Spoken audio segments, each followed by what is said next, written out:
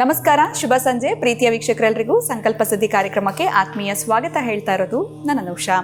ಇದೇ ಮಾರ್ಚ್ 29ನೇ ತಾರೀಕು ಶನಿ ಬದಲಾವಣೆಯ ಪ್ರಯುಕ್ತ ಶನೇಶ್ವರ ಹೋಮದ ಕಾರ್ಯಕ್ರಮ ಗುರುಜಿಯವರ ಒಂದು ಸಾರಥ್ಯದಲ್ಲಿ ಬಹಳ ಅದ್ದೂರಿಯಾಗಿ ನಡೀತಾ ಇದೆ.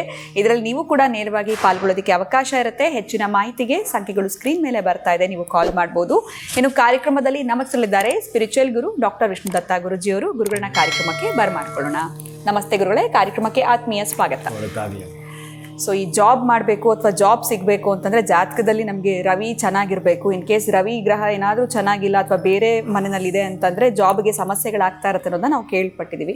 ಇನ್ನು ಜಾಬ್ ಚೆನ್ನಾಗಿ ಸಿಗಬೇಕಪ್ಪ, ಗ್ರಹ ಕೆಟ್ಟಿದ್ರು ಯಾವುದಾದ್ರೂ ಒಂದು ಯಂತ್ರದ ರೆಮಿಡಿ ಮುಖಾಂತರ ನಾವು ಜಾಬ್ನ ಗಿಟ್ಟಿಸ್ಕೊಳ್ಬೇಕು ಅನ್ನೋದಾದರೆ ಯಾವ ರೀತಿಯಾಗಿರುವಂಥ ಯಂತ್ರದ ರಚನೆನ ನಾವು ಮಾಡ್ಕೊಳ್ಬೇಕು, ಮನೆಯಲ್ಲೇ ಏನಾದರೂ ಸರಳವಾಗಿ ಮಾಡ್ಕೊಳ್ಬಹುದಾ? ಇದ್ರ ಬಗ್ಗೆ ತಿಳಿಸ್ಕೊಡಿ ಗುರುಗಳೇ, ಎಲ್ರಿಗೂ ಅನುಕೂಲ ಆಗುತ್ತೆ. ಓಂ ವಿಶ್ವಸ್ಮೈ ನಮಃ. ಪ್ರೀತಿಯ ಬಂಧುಗಳೇ, ಬಹುಶಃ ಜಾತಕಾದಿಗಳಿಗೆ ಸಂಬಂಧಪಟ್ಟದ್ದು ಈ ತಂತ್ರ ಮಂತ್ರ ಯಂತ್ರಗಳನ್ನು ಬಹಳಷ್ಟು ನಾವು ಕೊಟ್ಟಿದ್ದೇವೆ.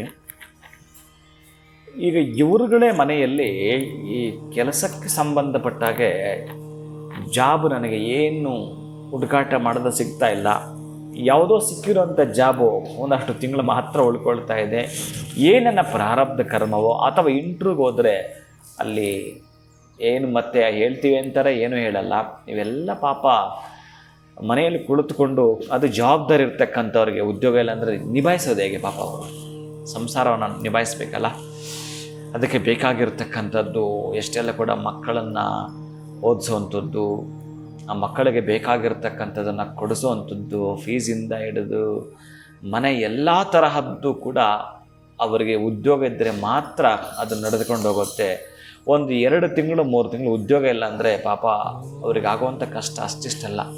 ಅಂಥವರು ಸ್ವಲ್ಪ ಸೀರಿಯಸ್ಸಾಗಿ ಗಮನವನ್ನು ಕೊಟ್ಟಿದ್ದೇ ಆದರೆ ಒಂದು ಪವಾಡ ನಡೆದು ಬಿಡುತ್ತೆ ನಿಮ್ಮ ಜೀವನದಲ್ಲಿ. ಯಾವತ್ತೂ ಕೂಡ ನೀವೇ ಅಂತಲ್ಲ, ನೀವು ಇನ್ಯಾರಿಗೂ ಸಜೆಸ್ಟ್ ಮಾಡಿದ್ರೂ ಕೂಡ ಅವ್ರಿಗೊಂದು ಪವಾಡ ನಡೆದೋಗುತ್ತೆ. ನೀವು ಎಚ್ಚೆತ್ಕೊಂಡು ನಾನು ಇದನ್ನು ಮಾಡ್ಕೊಳ್ತೀನಿ ಅಂತಂದರೆ ಅಂಥ ಶಕ್ತಿ ಇದ್ದೇ ನಿಮಗೇನು ಒಂದಷ್ಟು ಕುಂಕುಮ ಬಿಟ್ಟರೆ ಇವರು ಏನಂತ ಖರ್ಚು ಬರಲ್ಲ, ನೀವು ಮಾಡ್ಕೊಳ್ತೀನಿ ಅಂತಂದರೆ ಬಹುಶಃ ನಿಮ್ಮ ಮುಂದಗಡೆ ಒಂದು ಯಂತ್ರವನ್ನು ಕೊಡ್ತೇನೆ ನಾನು. ಆ ಯಂತ್ರದಲ್ಲಿ ಸಂಖ್ಯೆಗಳಷ್ಟೇ ಇರ್ತವೆ, ಅಷ್ಟು ಈಸಿ ಇರುತ್ತೆ ನಿಮಗೆ.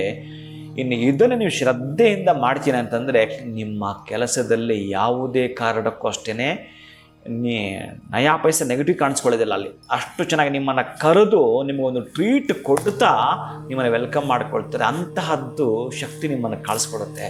ಆಮೇಲೆ ನೀವು ಅಲ್ಲಿ ಕೆಲಸ ಮಾಡ್ತಾ ಮಾಡ್ತಾ ನೀವು ಬೇಕು ಅಂತ ಅನಿಸುತ್ತೆ. ನಿಮಗೆ ವಿದ್ಯೆ ಎಷ್ಟಿದೆಯೋ ಗೊತ್ತಿಲ್ಲ, ಅಥವಾ ನಿಮಗೆ ಅದಕ್ಕೆ ಸಂಬಂಧಪಟ್ಟಾಗ ನಾಲೆಡ್ಜ್ ಕಡಿಮೆ ಇದ್ದರೂ ಪರವಾಗಿಲ್ಲ, ಒಟ್ಟಾರೆಯಾಗಿ ನೀವು ಆ ಸಂಸ್ಥೆಗೆ ಬೇಕಾಗಿರುವಂಥ ವ್ಯಕ್ತಿಯಾಗಿ ಒಂದು ಶಕ್ತಿ ನಿಮ್ಮ ಸುತ್ತ ಇರುತ್ತೆ. ಅದೊಂದು ಹೌರಾ ಕ್ರಿಯೇಟ್ ಆಗಿರುತ್ತೆ, ಬಹುಶಃ ಅದ್ಭುತವಾಗಿರುತ್ತೆ. ಈ ಬೇರೆಯನ್ನು ನಾನು ಹೆಚ್ಚಿಗೆ ಮಾತಾಡೋಕ್ಕಿಂತಲೂ ಈ ಉದ್ಯೋಗ ಪ್ಲಸ್ ಕೆಲಸ, ನನ್ನದೊಂದು ಜವಾಬ್ದಾರಿ ಇದೆ, ಸಂಸಾರ ನಿಭಾಯಿಸಬೇಕು ಅಂತಕ್ಕಂತಹದ್ದು ಯಾರಿಗೆ ಹಪಾಹಪಿ ಇದೆಯೋ, ಯಾರಿಗೆ ದುಃಖ ಇದೆಯೋ ಅವರು ಇದನ್ನು ಮಾಡ್ಕೊಳ್ತೀರಿ. ಈಗ ನಾನು ನಿಮ್ಮ ಮುಂದೆ ಆ ಚಾರ್ಟ್ ಕೊಡ್ತೀನಿ, ಆ ಚಾರ್ಟ್ ಪ್ರಕಾರ ಮಾಡ್ಕೊಳ್ತೀರಿ.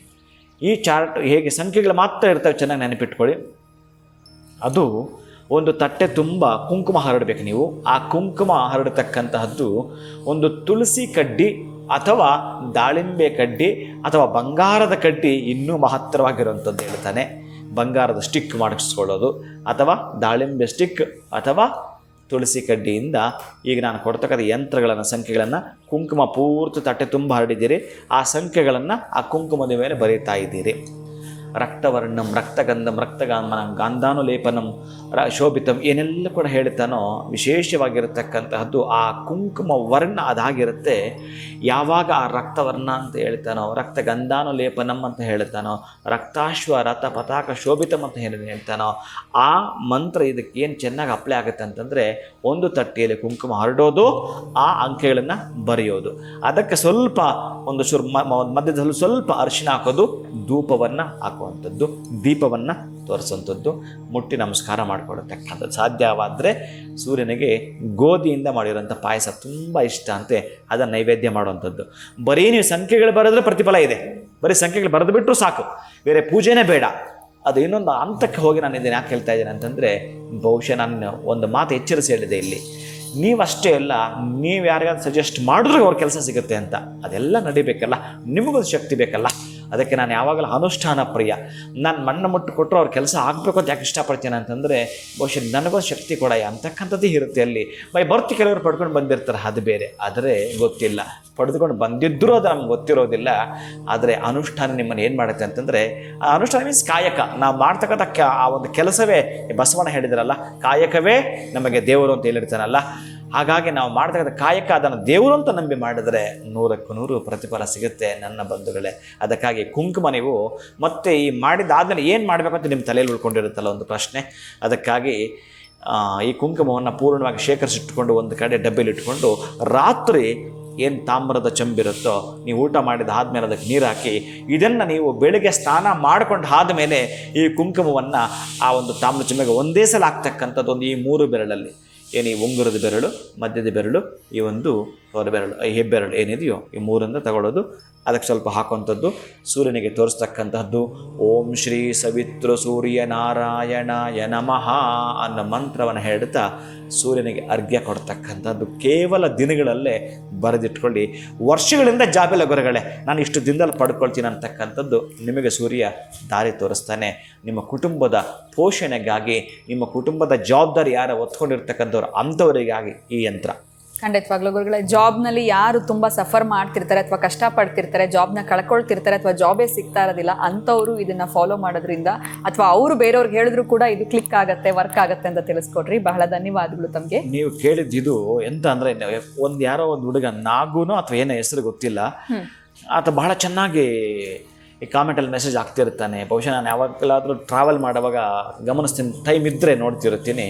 ಆ ಹುಡುಗ ಎಷ್ಟು ಚೆನ್ನಾಗಿ ಆಗ್ತಾನೆ ಅಂದರೆ, ನವಶಕ್ತಿ ಪೀಠಂ ಗುರುಗಳ ವತಿಯಿಂದ ನಮಗೆ ಒಂದಷ್ಟು ಜನಕ್ಕೆ ಆಗದೇ ಇರ್ಬೋದು, ಒಂದಷ್ಟು ಜನಕ್ಕೆ ಆಗಿದೆ, ನಮಗಾಗಿದೆ, ಇದನ್ನು ನಾವೆಲ್ಲರೂ ಕೂಡ ಬಳಸ್ಕೊಳ್ಳೋಣ ಅಂತ ಹೇಳ್ತಾನಲ್ಲ. ಇದು ಬಹುಶಃ ಆ ತರಹದ್ದನ್ನು ಕೆಲವು ಹೆಣ್ಮಕ್ಳೆಲ್ಲ ಆಗ್ತಿರ್ತಾರೆ. ಯಾರ ಶ್ರೀದೇವಿ ಅಂತಲೋ ಅಥವಾ ಪವಿತ್ರ ಬಹಳ ಚೆನ್ನಾಗಿ ಮೆಸೇಜ್ ಆಗ್ತಿರ್ತಾರಲ್ಲ, ನೋಡಿ ಒಬ್ಬರಿಂದ ಒಬ್ಬರಿಗೆ ತಲುಪ್ತಕ್ಕಂಥದ್ದು. ಬಹುಶಃ ಅದಕ್ಕೆ ಹೇಳ್ತಾನೆ, ನಾವೊಂದು ಎನರ್ಜಿ ಪಡ್ಕೊಳ್ಳೋ ತನಕ ಒಂದು ತಾಳ್ಮೆಯಿಂದ ಇದ್ದರೆ, ಯಾಕಂದರೆ ಸಣ್ಣದೊಂದು ಬೀಜ ನೆಟ್ಟರೆ ಅದು ಬಂದು ಆ ಫಲ ಕೊಡೋ ತನಕ ನಾವು ಕಾಯಬೇಕಲ್ಲ. ಹಾಗೆ ಈ ತಂತ್ರವು ಕೂಡ ನಿಮಗೆ ಕೈ ಬಿಡೋದಿಲ್ಲ, ಕೈ ಹಿಡಿಯುತ್ತೆ. ಅಷ್ಟು ಚೆನ್ನಾಗಿ ಆ ಹುಡುಗ ಮೆಸೇಜ್ ಆಗ್ತಾನೆ. ತುಂಬ ಜನಕ್ಕೆ ಆತ ಕೂಡ ಪಾಪ ತಿಳಿಸ್ತಿರ್ತಾನೆ. ಇನ್ನು ಅವರದ್ದು ಒಂದು ಅಷ್ಟು ಪರ್ಸೆಂಟೇಜ್ ಈ ಒಂದು MLM ಇದೆಯಲ್ಲ, multi level marketing chain link, ಅವ್ರು ಮಾಡಿದ್ರೆ ಇವ್ರಿಗೆ ಬರುತ್ತೆ ಅಂತ ಗೊತ್ತಿಲ್ಲ. ಈ ಹಣ ಪಕ್ಕಕ್ಕಿಡಿ, ನಿಮಗೆ ಈ ಒಂದು ಪುಣ್ಯದ ಮೂಟೆ ಜಾಸ್ತಿ ಆಯಿತು ಅಂತಂದರೆ ಅದನ್ನೇ ನಾವು ಹೇಳೋದು. ಭಗವಂತ ಕಣ್ಣು ಬಿಟ್ಟರೆ ಎಷ್ಟೊತ್ತು ಅಂತ ಹೇಳ್ತೀವಲ್ಲ, ಎಷ್ಟೊತ್ತು ಅನ್ಲಿಕ್ಕೆ ಇಷ್ಟೊತ್ತು ನಾವು ಮಾಡಿರಬೇಕು, ಒಂದಿಷ್ಟು ಕೆಲಸ ಮಾಡಿರ್ಬೇಕು ನಾವು ಪುಣ್ಯವನ್ನು. ಅದು ನಿಮಗೆ ಕ್ಷಣ ಮಾತ್ರದಲ್ಲಿ ಆ ಕೆಲಸ ಈ ಬಲಗಡೆ ಕೀ ತಿರುಗಿಸಿದ್ರೆ ಹೇಗೋ ಹಾಗೆ ಈ ಒಂದು ಯಂತ್ರ ಪದ್ಧತಿ, ಅದನ್ನು ತಾವೆಲ್ಲರೂ ಕೂಡ ಬಳಸ್ಕೊಳ್ಬೇಕು. ಅಂತಹ ಫಲವನ್ನು ತಾವು ಪಡ್ಕೊಳ್ಬೇಕು. ಧನ್ಯವಾದಗಳು ಗುರುಗಳೇ, ನಮಸ್ಕಾರ. ಹರೇ ಶ್ರೀನಿವಾಸ. ಸೊ ನಿಮಗೂ ಕೂಡ ಜಾಬಲ್ಲಿ ಸಮಸ್ಯೆಗಳಾಗ್ತಾ ಇದೆ ಅಥವಾ ತುಂಬ ಟ್ರೈ ಮಾಡ್ತಾ ಇದ್ದೀರಾ ಅಂತಂದರೆ ಚಿಂತನೆ ಮಾಡೋಕ್ಕೆ ಹೋಗ್ಬೇಡಿ. ಗುರುಗಳು ಇವಾಗ ತಿಳಿಸಿರುವಂಥ ಈ ಯಂತ್ರವನ್ನು ನೀವು ಖಂಡಿತವಾಗ್ಲೂ ಫಾಲೋ ಮಾಡೋದ್ರಿಂದ ಕೆಲಸ ಅನ್ನೋಂಥದ್ದು ಶೀಘ್ರವಾಗಿ ಸಿಗುತ್ತೆ. ಇನ್ನು ವಿಡಿಯೋನ ಮುಗಿಸುವಂತಹ ಸಮಯ ಆಗಿದೆ. ನಮಸ್ಕಾರ.